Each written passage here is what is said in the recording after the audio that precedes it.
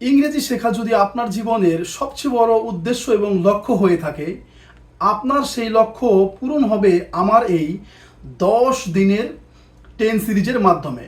আর তারই জন্য আমি নিয়ে এসেছি মাত্র 10 ডেজ 10 সিরিজ।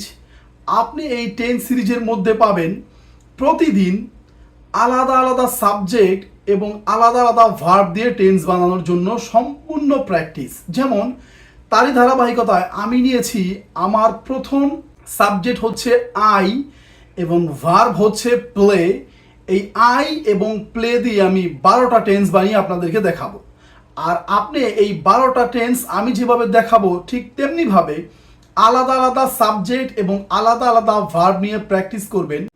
তাহলে খুব সুন্দর এবং সহজভাবে আপনি ইংরেজিতে কথা বলা শিখতে পারবেন। যেমন I play, I am playing, I have played, I have been playing for 1 hour, I played, I was playing, I had played, I had been playing since morning, I will play, I will be playing, I will have played, I will have been playing for 5 minutes.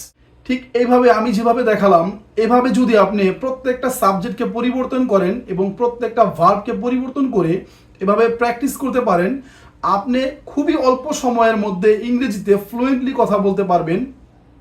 That's all for today. Thanks a bunch for watching this video to improve your spoken English.